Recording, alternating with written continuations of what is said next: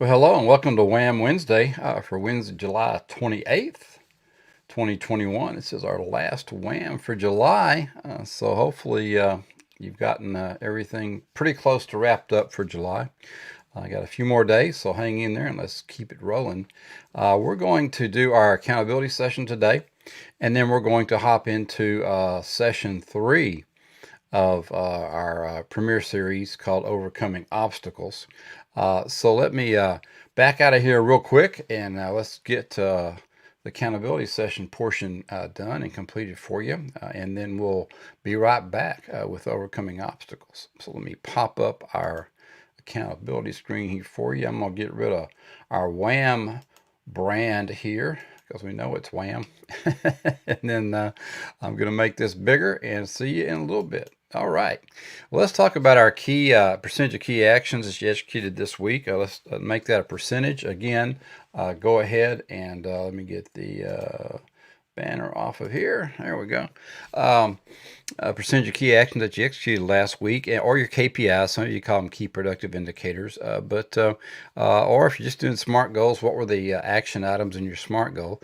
We want to look at that percentage for a couple of reasons. One is, in many cases, especially when we're doing coaching and when if you're into disciplining yourself or doing your own critiques, you want to have a percentage of what key actions that you actually completed during the previous week based on how many that you intended to complete.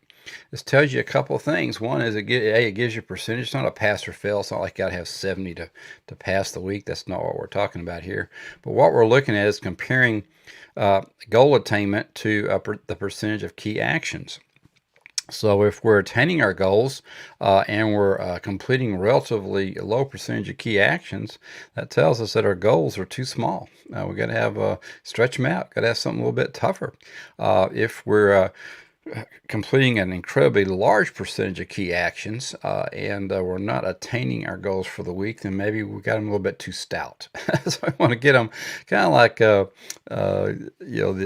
old fairy tale. We want to get it just right, right? Goldilocks just didn't like that hot stuff. Want it to be just right. That's what we want here for you when we're looking at our key actions. We want to get it tuned up and get it right, and that's part of our coaching program. We always want to look at what victories from the past week that you're proud of. I want to know, and I want your subconscious to know. What really got you excited? It may not be actually one of your top goals. It could be just something that happened. But what is something past week that you're really proud of, and let yourself know that, because you always want to let yourself know that you're doing things that are pleasing to you and getting those endorphins going, because it helps the subconscious know that, hey, we're on the right track for something, right? Then we also want to look at what we've got going that we could improve upon. So looking at our actions or looking at some of the things that we want to do during the week, maybe it's on our habit tracker or something. What is something that you could improve upon? I tell you, introspective is just key. You always want to look at what you can do better, because there's a disease out there, an infection called complacency, and if you get that infection, it's going to be very, very, very hard for you to succeed, because you've gotten comfortable, and you need to learn to be uncomfortable when you're comfortable. Because you just if you get in the comfort zone, you're pretty much done as far as growing and progressing. So, but let's look at what we need to improve upon. Not to beat yourself up, but just to say, hey, I could have done better there, and could have really got a better result. And then always, every day, our gratitudes, and then on a weekly basis, just go back and say, hey, during this last week, what was I most grateful for? What really, really happened? Who really came into my life? What situation occurred? What blessing did God just bestow upon me this last week that really made a difference? So what are you grateful for? That's kind of our anti-pity party section. A lot of times we get working, we just think that we're just real, all we're doing is working, and nobody's paying attention, nobody loves us, nobody cares, blah blah blah, all this kind of stuff. And you want to get in there and say, hey, no, I've got a lot of things to be grateful for. Again, remember, success is not a competition between you and somebody else. Success is a competition between you and yourself, of trying just to be the best that you can be, and do the very, very best job that you can do in all your different areas. And we want to always look at these four areas: relationships, recreation, personal health, and work, and do everything you can to schedule out a way to live these areas to the fullest during the week. And you can cross pollinate these things. You can do your relationships and recreation can be together. Maybe health is in there as well. It seems like always recreation and health kind of cross over, because you can knock off a couple of things there, but the point isn't to really knock things out, but it's a matter you can combine things, and really, when you get busy, try and incorporate the life balance in here whenever you can. And of course, there's always work, the four-letter word. We'll be talking about work here in some of the upcoming sessions of overcoming obstacles. But let's look at these areas every week, right in there, what you're going to do to help cover yourself so that you don't get lopsided in your life. That's never a good place to be. And then let's look at our goals for next week. And these are what we're going to review every single night and morning, so we can stay on track for the week. And just put your goals and some of your key actions, or your specifics there. Again, we want these to be SMART goals: specific, actionable, and measurable. The three things we're really looking at. Of course, you want them to be attainable, obviously, but it's one of those things where if we can't measure it, it's really not doing us any good. So we got to be able to have a measure in there. And those of you who are along with me in the Phoenix Journal and the 12-week year, you understand the importance of measuring.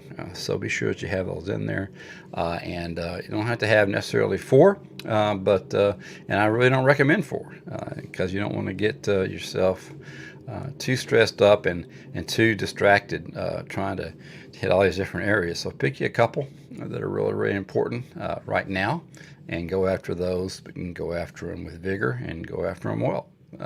And then what are you looking forward to most this week? Things come up and you want to say, hey, yeah, I'm going to go do this, or what's your reward for doing an action, reaching a goal. So maybe that's part of what you're looking forward to this week. Always important to put something out there, some carrot out there for you, because carrots are better than hammers. If you got a carrot, it's so much better in the mindset to go after something that you really want than the fear of being getting the crap beat out of you. So try and use carrots and not hammers, and that way you got something to look forward to in the week. And if you can accomplish just one thing this week, what would it be? So get that in there and just trace that back and make sure that you're just not something that's ad nauseum, something that's coming up every week and you're not getting done. Let's finally get it done. And then our action habit tracker. Again, this is a mini version of what's in back of the Phoenix Journal, but it's for your week. What do you need to do this week? Break it down. What action do you really need to do? What habit do you need to either start, create, change, adapt, monitor, get rid of something? Put your aim in there, how many times you're going to do it, and then check the days off that you actually do it. And then if your aim equals the number of checks that you did, then you get a check mark on the right side there, and that lets you know that you did what you need to do that week to based on that action or that habit. And that'll be one of the things that we're excited about, and one of the things that we really did well, and we can list for next week. All right, well, that does it for our WAM for today. We're going to back that out, and look what here. Hey, here's overcoming obstacles. We're going to hop into here real quick for a few minutes. What we're going to do this week is we're going to talk about the 7 common obstacles to your goals. We look at these things every week. There's always maybe something that comes up. So we're going to talk about those obstacles today. And then on Friday, in our Finish Strong Friday, we're going to come back for part 2 of the session 3 and talk about how to navigate them. So it's going to give you a little bit of time to think about these obstacles. Maybe come up with a few of your own. If you got a few of your own that you're having issues with, we can talk about those in our one-on-one strategies. But We're going to talk about how to navigate these 7 common ones in Finish Strong Friday. I don't want to overload you with overcoming obstacles. We talked about knocking it out in 10 weeks, and that's really doing 2 sessions a week, and that's pretty intensive for a lot of you folks. I know I've talked to you, and you got other programs that you're doing, you got work, you got some things that our weekly sessions and different things, and one-on-one strategies, and so I really want you to get something out of this, and the best way to get something out of it is just to take it in bite-sized pieces, so we don't overwhelm, and let's just take it, and every week we'll knock out a session, and then on Fridays you'll get your assignments, so you'll have time maybe over the weekend just to set those in the back of your brain, and maybe work on them when you do your Sunday reflection or something, but yeah, I have them in there for the weekend, so that'll help you out in getting those completed. All right, well, let's get rolling here. Let's talk about preparation. I mean, preparation is always the key when we talk about anything that we're doing. That's why we use the Phoenix Journal the way we do, or the other planning sessions that we do, the strategy sessions, because it's all about reflect, plan, execute, and preparation is such a key in that. Now, in the last session, you learned how to overcome obstacles with a variety of different strategies. So, if you didn't catch those last Wednesday or last Friday, go back and catch that. Really, most of them are on Friday, but this is a crucial skill to learn, as there are obstacles, throughout your life. But the key is that these obstacles they're unavoidable. You think, oh my goodness, I can't believe it. I'm going to go through this, and I'm still going to have these come up. Well, they do come up, and it's because they're events in your life, right? We talk about all the time, event plus response equals the outcome, and a lot of time the events are excuses that we get, and we get a lot of the same excuses, and we'll talk about that a little bit. But preparation is the key on how to avoid these things. And in this session, we're going to take the next step and list the most common obstacles that you're likely to face. Because if you know what you might be if you know what might be in your future, you can be prepared. And we always want to be prepared, because that is just the key. It lets the subconscious know that you're really in control. Again, we've already talked about Frankenstein and Einstein, and Frankenstein is sitting there saying we can't do this, and Einstein's saying, I got a great idea, let's do this. And they're fighting back and forth. So if Einstein can be prepared and have a plan, then it really keep the subconscious, keep Frankenstein on board with the plan. So let's go ahead and get rolling. The first one, basically, having goals is going to help you achieve the life of your dreams. So never give up staying focused, stay positive all the time, stay strong, because some of life's most satisfying experiences are those that involve staying focused. You got to stay focused on the goal until you achieve it. Yet you'll likely experience times when no matter how hard you try, you're going to be stymied by obstacles, blocking the way. So the main thing every year, you want to be laser focused on what you've got. But again, as part of our plan, we're going to know that we're going to have these ups and downs. Obstacles that can come in all shapes and sizes. But here's some of the typical ones that are blocking goal achievement that we're going to go into. But again, remember, there's always a sign out there, challenges ahead. So whenever you're setting up your goals, whether they're short term, intermediate, or long term, there are going to be challenges, and you need to figure out what those are. And we try and do that with A to B for me strategies, because we want to talk about, well, so-and-so had that issue, and this is how they did it. So-and-so has it. Have you thought about that? So we want to look at these things and plan these things out when we're doing your strategies. All right, well, number one is lack of creativity. Someone's going, wait a minute, I'm creative. Well, you might have your own struggles determining how to best work toward attaining what you want, but perhaps you've run out of ideas to make it happen. And that really is part of growth, and that's part of learning, and that's part of what we try and do in the deep dives, and try and use our thought leaders of the past and the present to give us and show us and give us some inspiration about creativity, because there's a lot of things in there. It's not just genius, but there's invention, there's innovation, there's brainstorming is a huge part of it. So that's one of the reasons why I really like A to B for me community, because you got a group of people that you can brainstorm with, and just getting in there and just making it happen. But lack of creativity is a huge obstacle when you get going, because you're so busy working, and you got so much that your thought process. And when you come up to something, all of a sudden your brain is like, man, I do not not know how to get around this. This is just, you're throwing me for a loop. So, uh, but you have to get that creativity flowing. So that's a huge part of it. And we'll talk about how to overcome these on Friday.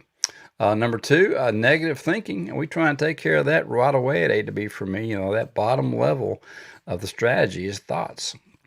You got to get your thoughts right, because we've all been plagued by negative thinking. I mean, you feel you're just not going to be able to achieve your dreams. I mean, you get beat up. You've been out there and maybe you're trying to do it alone. That's the worst thing you can do, is think that you can do it alone. I mean, a lot of people get the ego in the way, and the ego, that just trips you up.